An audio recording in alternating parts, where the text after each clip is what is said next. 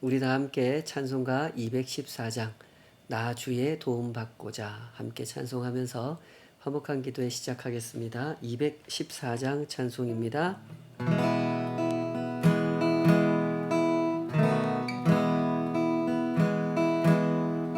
나 주의 도움 받고자 주 예수님께 빕니다. 그 구원 허락하시사 날 받아 주소서. 내 모습 이대로 주 받아 주소서. 날 위해 돌아가신 주 날 받아 주소서. 큰 죄에 빠져 영 죽을 날 위해 피 흘렸으니 주 형상대로 빚으사 날 받아 주소서.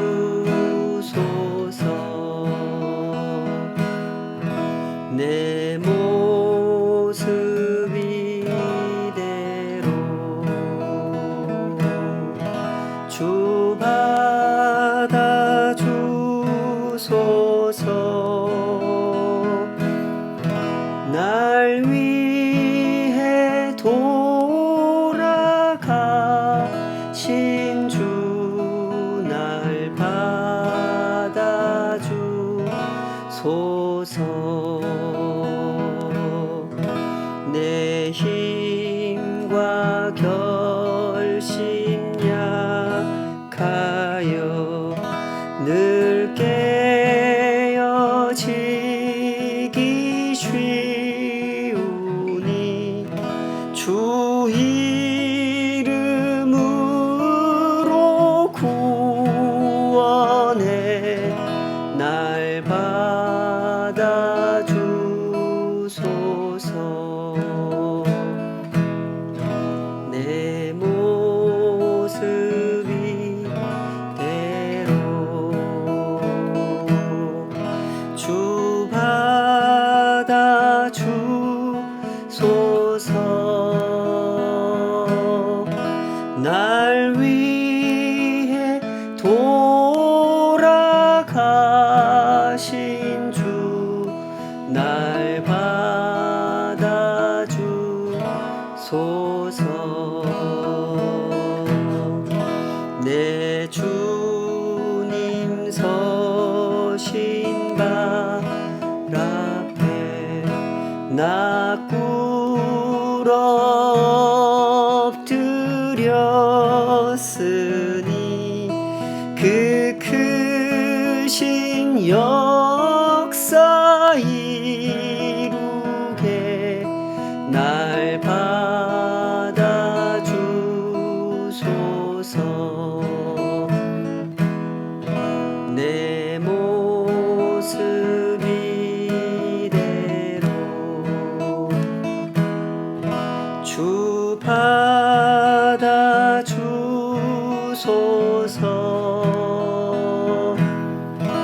날 위해 돌아가신 주 날 받아 주소서.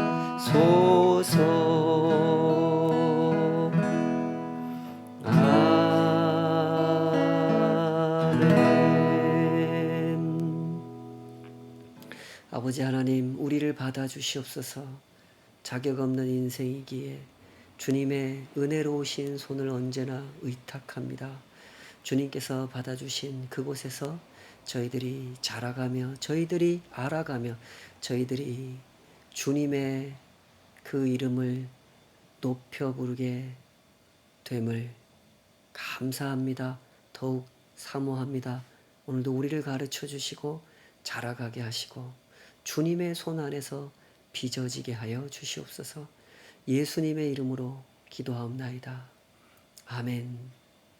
레위기 23장 15절에서 25절까지 오늘 주신 말씀으로 너희 중에 성회를 공포하고 하는 제목으로 함께 하나님 말씀 헤아려 보도록 하겠습니다. 출애굽 사건이라고 하는 것은 출애굽 사건으로 끝나지가 않습니다. 출애굽은 가나안으로 이어지죠. 가나안에서 하나님의 나라를 건설하는 삶으로 이어집니다. 이런 점에서도 우리가 분명하게 확인할 수 있는 사실은 하나님의 구원이 일회적인 사건으로 끝나지 않는다 하는 것이죠. 하나님의 구원은 목적이 있고 목표가 있습니다. 선하신 하나님은 언제나 선한 방법으로 일하실 뿐만 아니라 선한 목적을 가지고 일하시죠. 때문에 이 백성들에게 하나님께서 지금 가르치시는 것이 여호와의 절기라고 하는 겁니다. 1년이라는 이 순환의 과정, 순환되는 시간을 어떻게 살아가야 하는지, 그 중심을 어디에다 둬야 되고 그 목표를 무엇에 두어야 하는지 그것을 가르치신 거죠. 여기서 또 한 가지 중요한 것은 이런 일을 위해서 하나님께서 하나님의 사람들을 모이게 하셨다는 겁니다. 여호와의 절기라고 할 때 이 절기라는 말이 그런 뜻이죠. 히브리어 모에드라고 하는 이 말은 절기라고 번역할 수도 있고 모임이라고 번역할 수도 있는 그런 단어입니다. 그러니까 정리하자면 여호와의 절기라고 하는 말은 하나님께서 주신 특별한 목적을 위해서 모임을 갖는다 이런 뜻인 거죠. 자, 절기를 공지한다는 것은 언제나 목적을 가지고 있습니다. 공동체의 통합과 결속을 강화하는 그런 역할을 하죠. 때문에 중요한 것은 무엇을 위해서 공동체의 통합을 강조하느냐 그런 점이 되겠죠. 언제나 이런 것이 중요합니다. 결속이 중요한 것은 결속의 목적 때문이죠. 애국 같은 제국을 이루기 위해서 결속을 강화하는 것은 하나님께서 원하시는 것이 아닙니다. 가나안같이 번영하는 나라를 이루기 위해서 쾌락을 쫓아가는 나라를 이루기 위해서 결속을 강화하는 것도 하나님께서 이 사람들을 애굽에서 불러내신 목적이 아니죠. 하나님께서 뜻하시는 것은 하나님의 나라, 제사장 나라를 세우려고 하시는 겁니다. 때문에 이 백성들에게 중요한 것은 단지 모이는 것이 아니라 하나님을 중심으로 모이는 것, 그것이 중요하죠. 오늘날에도 우리가 교회에서 많이 모입니다. 그런 점에서 우리의 모임을 성찰해 볼 필요가 있는데요. 과연 우리의 모임이 하나님을 중심으로 모이느냐 아니면 하나님과 상관없는 어떤 이벤트를 중심으로 모이느냐 하는 점들은 우리가 살아가면서 반드시 짚어봐야 되는 문제일 것입니다. 자, 하나님께서 명하신 이 절기를 우리가 살펴보십시다. 본문에서 보면 유월절, 무교절, 초실절 이름을 그렇게 붙이진 않았지만 내용을 보면 77절, 나팔절이 등장을 합니다. 모두 다 하나님께서 이 백성들을 이렇게 구원하셨다를 나타내는 절기인 거죠. 하나님과 이스라엘, 하나님과 우리는 그 구원의 역사로 말미암아 형성된 관계다. 그러니 그 관계 속에서 살아가라. 1년이라는 순환, 시간의 순환이라는 것을 그렇게 살아가라는 뜻이죠. 그리하여 그 구원을 보다 깊이 이해하고 보다 온전히 감사하며 그 구원의 목적을 향하여 신실하게 따라가라는 겁니다. 하나님 나라를 세우는 일에 참여하라는 거죠. 이것이 바로 하나님의 통치 스타일입니다. 절기를 배우면서 하나님의 백성들은 바로 이런 가르침을 얻어야 했던 겁니다. 그러므로 이런 사실을 명심하시기 바랍니다. 구원과 십자가, 복음이라고 하는 것은 우리가 평생을 살아가면서 배우고 익히고 깨닫고 체험하는 사건인 겁니다. 초신자 시기에 잠깐만 구원이 이런 거구나를 배우고 이후에는 잊어버리는 것이 아니라 살아가는 내내 구원의 그 깊이를, 구원의 넓이를, 구원의 그 목적을 더욱더 선명하게 배우고 익히고 경험해가는 과정이라는 것이죠. 구원은 이렇게 큰 사건이고 깊은 사건이고 높은 사건이라는 것. 구원을 우리 입장에서만 자꾸 해석하려고 하지 말고 하나님께서 구원을 어떻게 가르치시는지 그것을 우리가 알아들으려고 하는 그런 자세가 꼭 필요하다는 것이죠. 요셉이라는 사람의 삶을 보면 참 기구한 삶이죠. 형들한테 뭐 좀 미움받는 행동을 했는지는 모르겠습니다만은 그렇다고 형들이 자기 친동생을 이렇게 노예로 팔아버려서야 되겠습니까? 그렇게 팔려온 것도 억울한데 그 노예 생활을 하다가 또 누명을 쓰고 또 감옥 생활을 합니다. 그러다가 나중에 여차저차해서 이집트의 총리가 되고 온 땅에 흉년이 들어 많은 사람들이 양식을 구하러 올 때 그때 자기 형들을 만나고 그때 자기 형들에게 하나님의 뜻이 이런 겁니다를 설명하는 대목이 나오죠. 요셉이 엉엉 울면서 뭐라 그럽니까?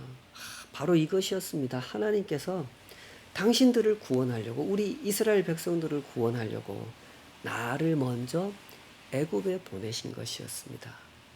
형님들이 내가 미워서 나를 팔아가지고 내가 이 애굽에 와서 이 억울한 고생을 한 것이 아니라 하나님의 뜻이 우리 가족을 구원하려고 하는 그 뜻을 품으셨기 때문에 그로 인해 제가 이렇게 저렇게 살아오다가 오늘 이렇게 형님들을 만난 겁니다. 라고 말했죠.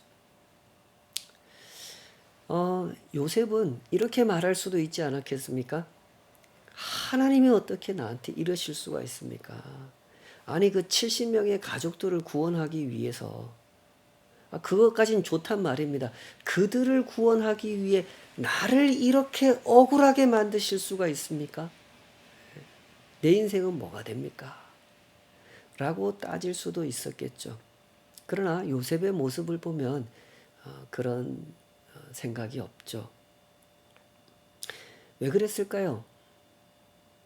그 이유는 요셉이 이 구원이라고 하는 것을, 하나님의 구원이라고 하는 것을 자기의 틀 안에서 협소하게 바라보지 않았기 때문입니다.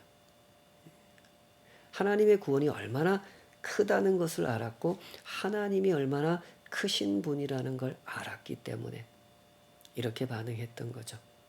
자기 인생의 자금을 알고 자기가 겪는 그 어떤 고난이라 할지라도 하나님보다, 하나님의 구원보다 클 수는 없다. 이걸 알았기 때문에 요셉은 이렇게 반응했던 겁니다. 이 땅에 존재했던 모든 순교자들의 삶이 지금도 저 북녘 땅에서 순교와도 같은 하루하루를 살아가는 성도들의 삶이 그렇다고 할 수 있지 않겠습니까? 찬송가 214장에 보면 우리 아까 같이 불렀는데요. 나 주의 도움 받고자 주 예수님께 빕니다. 그 구원 허락하시사 날 받아주소서.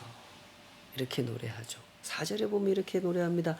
내 주님 서신 발 앞에 낙꾸러 엎드렸으니 그 크신 역사 이루게 날 받아주소서.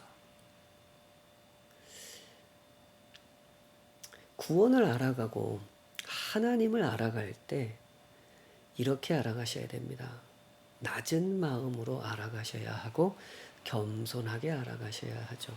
하나님의 크심을 알고 그 크신 생각과 선하신 손길이 나 한 사람을 빚으실 뿐만 아니라 우리 모두를 그렇게 빚어가시고 그렇게 구원해 가신다는 사실을 알아가야 하는 것이죠.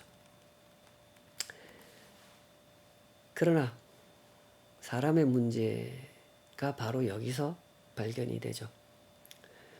사람은 하나님의 구원을 이렇게 알아가고 싶어 하지 않습니다.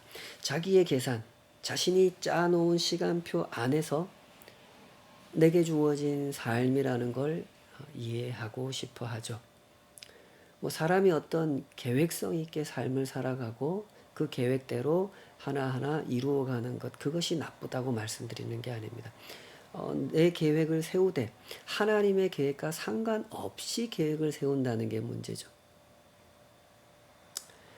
사람이 계획을 세울 때는요, 그 계획에 욕심이 개입되게 됩니다. 그것이 하나님의 계획 아래 내 삶의 계획을 세우는 일을 방해하게 되는 것이죠. 그래서 하나님과 나의 관계를 훼손시키고 소원하게 만들어 하나님과 동행하는 삶이 되지 못하도록 만들어가는 문제를 발생시키게 되는 것이죠. 그런 상황에서 가장 중요하게 또 현실적으로 맞닥뜨리게 되는 주제, 그것이 바로 이 시간이라는 겁니다. 하나님의 통치 아래 이 시간이 존재한다를 받아들이려고 하지 않고 내가 이 시간을 만질 수 있다라고 생각하는 거죠. 그래서 내가 계획하는 대로 시간이 흘러가고 내가 목적했던 바가 이루어지지 않으면 인생이 제대로 지금 돌아가고 있는 것이 아니다라는 생각을 스스로 하고 그러면서 스스로 괴로워하고 스스로 불만스러워하고 스스로 원망하는 것이죠. 그러나 하나님께서 이스라엘 백성들에게 계속해서 훈련시키고자 하시는 것은 너희들의 시간이 나의 시간 안에 있다는 겁니다. 그러니 하나님의 구원의 역사, 하나님의 섭리의 손길, 하나님께서 일하시는 그 시간 안에서 너희들이 살아가는 시간을 이해하고 그 시간을 계획하고 그 시간을 살아가라고 하시는 것이죠. 때문에 하나님께서 먼저 명하셨던 것은 안식일이었습니다. 쉬라는 거죠. 어제 본문이었죠. 23장 3절 엿새 동안은 일할 것이요 일곱째 날은 쉴 안식일이니 성회의 날이라. 너희는 아무 일도 하지 말라. 이는 너희가 거주하는 각처에서 지킬 여호와의 안식일이니라. 자꾸 이 절기를 설명할 때 여호와의 안식일, 여호와의 절기 이런 표현을 쓰죠. 하나님께서 정해주신 날이다. 이런 얘기입니다. 시간을 정하는 주인, 시간의 흐름 속에 삶을 어떻게 살아가야 하는지 그것을 결정해 주시는 분이 하나님이시다. 이것을 계속 강조하시는 거죠. 영국에서 산업혁명이 일어났을 때 가난한 농부들이 돈을 벌기 위해 도시로 이주했고 도시 공장의 노동자가 되어 살아갈 때 그 당시 그 공장의 사장님들은 이 직원들에게 쉴 시간을 주지 않았습니다. 그래서 많은 질병을 앓게 되고 사람들이 병들어가고 생활하는 삶의 질은 당연히 수준 낮은 차라리 그냥 농촌에서 좀 가난해도 그렇게 사는 것이 더 낫지 않았을까를 고민할 정도였던 거죠. 그래서 당시에도 적지 않은 비판을 받았었습니다. 너무 노동자들을 착취한다고 비판을 받았던 거죠. 그러나 우리가 이 역사를 보면 그때만 그랬겠습니까? 사장님이든 영주든 왕이든 어떤 계급적 지위의 상부층에 서 있는 사람들은 이 사람들을 쉬게 하는 일, 그런 것을 원하지 않았습니다. 현대에 와서는 국민주권, 시민정신 이런 사상들이 이미 많이 전파가 되었고 사람들이 그것을 다 인정하고 있기 때문에 복지라는 개념이 도입됐고 삶의 질, 사람답게 살기 위한 근무 환경 이런 것들을 아주 당연하게 말하는 사회가 되었지만 이전에는 그러지 못했죠. 지금 성경이 쓰여지던 이 시대는 더더욱 그랬습니다. 그런 시대에 하나님께서는 쉬라고 명하십니다. 왜 쉬라고 하십니까?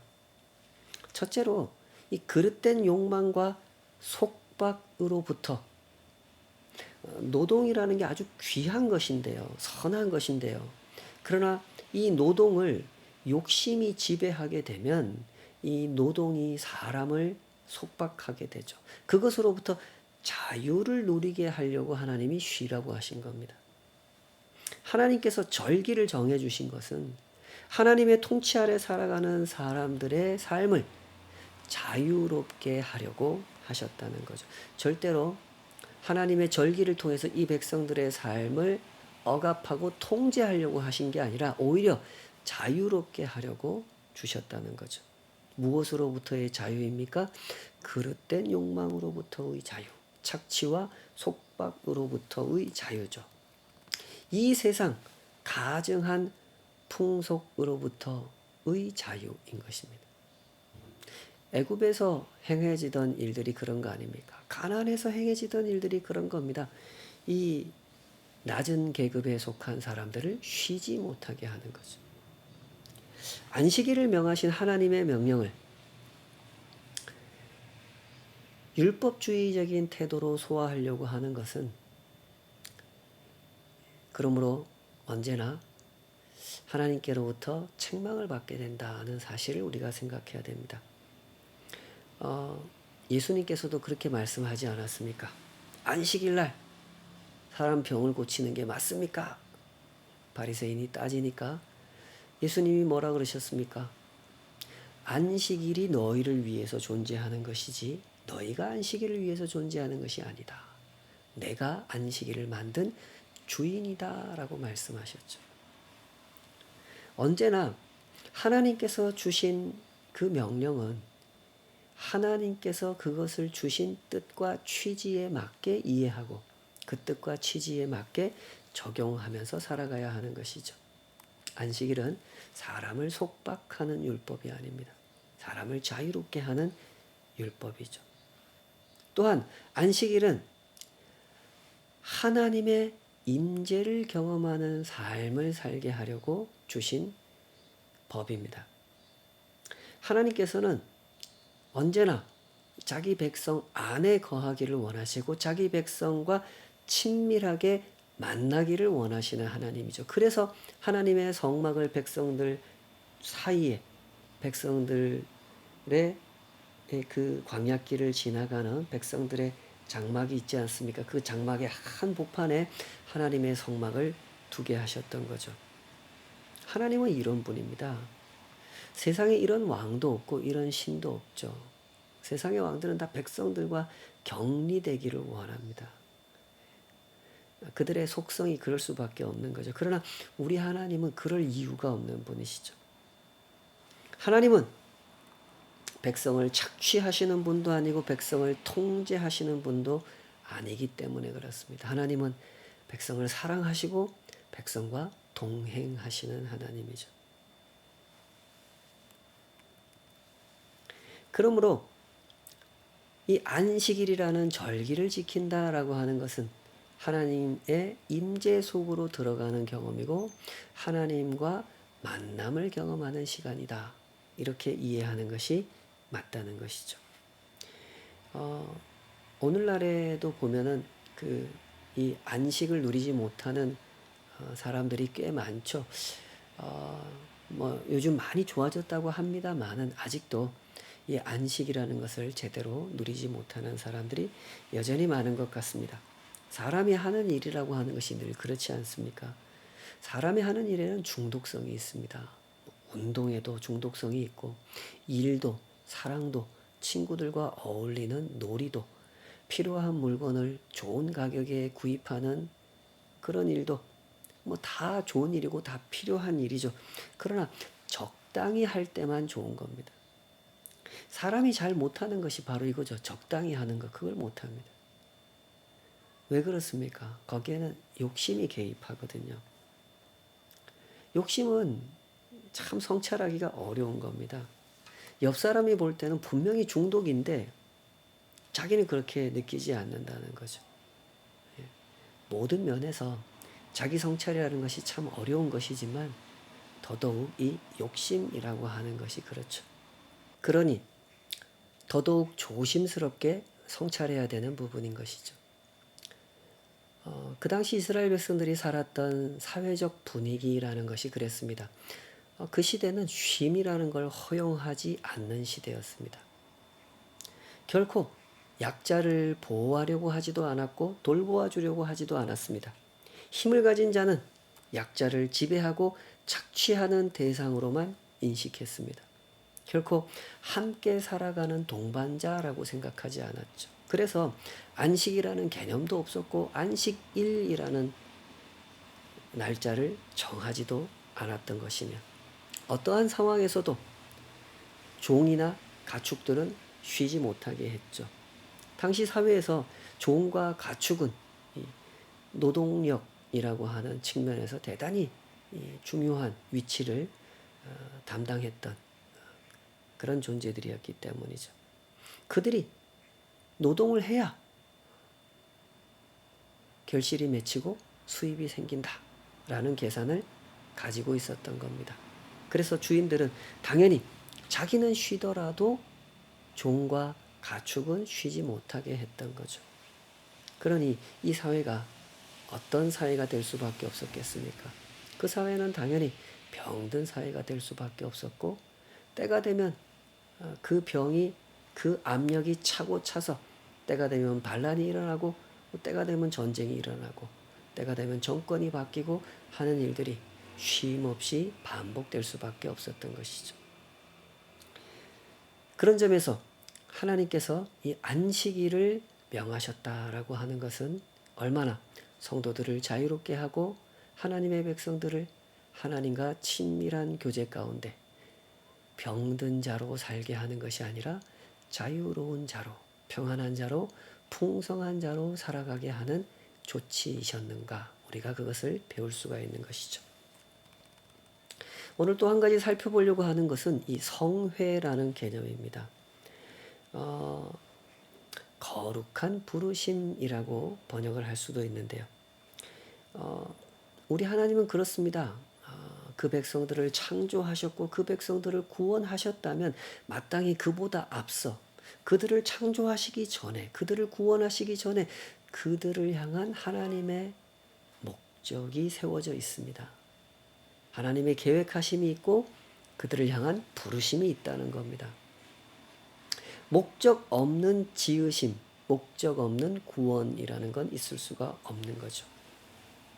우리가 하나님의 구원을 알아가면서 평생을 통해서 주목해야 되는 것이 이것입니다. 하나님께서 우리를 구원하시는 목적이 무엇인가? 우리를 통해 하나님의 나라를 세우신다고 하는데 그것이 무엇인가? 이걸 주목하고 배워가야 하는 것이죠. 하나님 우리를 사랑하신다 그럽니다. 왜 사랑하십니까? 이용하려고 사랑하십니까? 우리가 뭐 어디다 쓸 데가 있다고 우리를 이용하려고 하시겠습니까? 하나님께서 우리를 사랑하시는 것은 우리를 사랑하시기 때문에 사랑하시는 겁니다. 이게 참 심오한 이야기인데요. 사랑의 목적은 언제나 사랑이죠. 거룩하고 사랑스러운 사귐을 지속하고 더 깊게 하기 위해서 예수님 말씀대로 아버지께서 내 안에 계신 것과 같이 나의 제자들도 내 안에, 내가 그들 안에 거하게 해주십시오 라고 기도하셨던 것처럼 하나님의 사랑은 이렇게 사랑을 추구하십니다. 사랑하기 때문에 사랑하시는 것이고 하나님의 사랑의 목적은 사랑이라는 거죠. 만일에 어떤 사람의 그 사랑의 목적이 사랑이 아니라면 어떤 일이 발생하겠습니까? 거기에는 반드시 이용하는 일이 발생하고 배신이 발생하고 상처가 쓰디쓴 분노가 비열한 쾌감이 아주 부끄러운 일들이 생길 수밖에 없는 거죠. 변질되고 사악한 사랑을 흉내내는 사랑은 이렇습니다. 사랑을 목적으로 삼지 않습니다. 이용하기 위해서 사랑하는 척을 하는 것이죠. 그러나 하나님께서 우리에게 지금 보여주신 사랑, 우리를 통하여 우리와 더불어 하나님께서 이루시고자 하는 사랑은 사랑을 목적으로 하고 있다는 것입니다. 그래서 하나님은 자꾸 하나님을 중심으로 모이라고 하시는 겁니다. 여호와의 절기를 통해서 하나님의 백성들이 하나님께로 모여 하나님의 사랑이 얼마나 크고 높으신지를 더욱 분명하게 알고 그 사랑을 누리고 그 사랑을 행하며 그 사랑을 맛보며 살아가라고 절기를 말씀하신 거죠. 백성들을 향한 하나님의 창조와 백성들을 위한 하나님의 구원, 백성들을 위한 하나님의 부르심, 그것을 기념하는 날, 그것이 바로 여호와의 절기인 것입니다. 물론 이 백성들을 하나하나 짚어보면 이 백성들은 선한 백성도 아니고 의로운 백성도 아니었습니다. 이 백성들은 불의한 백성들이었고 불순종한 백성들이었으며 우상을 숭배하고 하나님을 배신한 백성들이었습니다. 은혜를 망각한 백성들이었습니다. 그렇게 하기를 수없이 반복해온 백성들이었죠. 그런데 왜 하나님은 이 백성을 여전히 하나님의 창조와 하나님의 구원과 하나님의 그 부르심 안에서 대해 주시는 걸까요? 결코 이용 가치가 있기 때문이 아니라는 겁니다. 이용 가치라는 측면에서 보면 이보다 더 가치 없는 사람들이 없습니다. 더군다나 우리 하나님은 누구를 이용할 이유가 없는 전능하신 하나님 아니시겠습니까? 그러므로 우리가 이 사실을 잘 배우도록 하십시다. 하나님의 창조, 하나님의 구원, 하나님의 부르심이라고 하는 것은 모두 다 하나님의 사랑으로부터 기인하는 것이라는 거죠. 이 배반한 백성들을 향해 베풀어 주신 하나님의 용서와 그 배반의 상처를 겪으셨음에도 불구하고 여전히 뜨겁게 그 백성을 사랑하시는 그 열정, 그 사랑을 기념하고자 여호와의 절기, 유월절, 무교절, 초실절, 칠칠절, 초막절을 주셨다는 겁니다. 이것이 다 하나님의 창조와 구원과 그리고 용서와 은혜, 그 사랑과 부르심을 기념한다는 것이죠. 하나님의 백성들은 바로 이런 용서, 이런 사랑 안에서 자유를 얻게 되는 겁니다. 죄의 법 아래 살던 백성들이 생명의 법 아래 살도록 애굽에서 끌어내 주신 거죠. 착취의 법 아래 사는 백성들을 해방의 법 아래 살도록 이끌어내 주신 겁니다. 물론 그런 해방은 단순하게 물리적인 측면에서만 의 해방이 아닙니다. 애굽에 살 때는 벽돌 만드느라 강제 노역에 동원되느라 노동을 그렇게 해야만 하는 그런 착취의 법 아래에서의 삶이었으나 이제는 그런 노동을 안 해도 된다. 그것을 포함하지만 그것만이 아니라는 거죠. 거룩한 삶의 회복을 위한 해방, 거룩한 나라를 세우기 위한 해방, 하나님의 법이 구현되는 나라, 그 하나님의 통치를 경험하도록 허락된 해방이라는 것이죠. 때문에 77절을 설명하면서 하나님께서 이 말씀을 또 하시죠. 레위기 23장 22절 너희 땅에 곡물을 벨 때에 밭 모퉁이까지 다 베지 말며 떨어진 것을 줍지 말고 그것을 가난한 자와 거류민을 위하여 남겨두라. 나는 너희의 하나님 여호와이니라. 이는 레위기 19장 9절 10절에서도 이미 하신 말씀입니다. 그런데 여기서 또 말씀하죠. 왜 그럴까요? 하나님의 절기에 참여한다는 것은 곧 하나님의 통치에 참여하는 것이기 때문이다. 그 얘기를 하시는 거죠. 여호와의 절기에 참여한다는 것은 곧 하나님과 함께 그 시간을 살아간다는 뜻이죠. 하나님의 뜻과 함께 하나님의 통치하심과 함께 그 시간을 살아간다는 것입니다. 때문에 하나님의 백성들이 하나님의 절기를 따라 살아간다는 것은 하나님의 통치에 참여하는 삶을 살게 된다는 겁니다. 주술적으로 참여하거나 의식적으로 참여하는 것이 아니라 저 우상 숭배자들처럼 참여하는 것이 아니라 인격적으로 참여하고 구원받은 백성으로서 하나님의 뜻이 이 땅에서 이루어지기를 원하는 마음으로 참여하는 것. 그렇게 참여하는 거라는 거죠. 그래서 어떻게 해야 한다고 하십니까? 구원을 필요로 하는 사람들, 돌봄을 필요로 하는 사람들을 돌보아주고 그들의 손을 잡아주고 그들을 위해 밭 모퉁이의 곡식은 그들이 가져가 먹고 살 수 있도록 남겨두고 떨어진 이삭을 줍지 않아 그들이 주워가 먹고 살 수 있도록 남겨주는 방식으로 살아가라는 것이죠. 우리를 불러내신 하나님의 뜻은 이렇습니다. 우리와 함께 이 시간을 살아가기 원하시고 우리와 함께 이 세상을 통치하기 원하십니다. 구원을 필요로 하는 사람들에게 손을 내밀고 은혜를 구하는 사람들에게 이삭을 남겨두는 통치. 세상은 도저히 알 수 없는 이 거룩한 통치에 참여하도록 우리를 인도하시는 것입니다. 이 복된 길을 기쁘게 걸어가시는 주와 동행하는 성도들 되었으면 좋겠습니다. 기도하겠습니다. 아버지 하나님, 하나님의 절기, 하나님의 통치가 우리의 삶 가운데 경험되어지기를 원합니다. 주님의 그 부르심을 따라 살아간다는 것, 그 구원 받은 백성으로 살아간다는 것, 하나님이 지으신 백성으로 살아간다는 것, 그것의 의미를 날마다 더욱 분명하게 알아가게 하여 주시옵소서. 그 은혜의 깊이를 알게 하시고 그 용서의 높이를 알게 하시며 그 자유케 하시는 넓이를 알게 하여 주시옵소서. 그렇게 복음을 더욱 선명하게 구원을 더욱 온전히 알아가며 그 구원을 맛보며 살아갈 수 있도록 그렇게 그 구원을 증거하며 살아갈 수 있도록 우리를 인도하여 주시옵소서. 예수님의 이름으로 기도하옵나이다.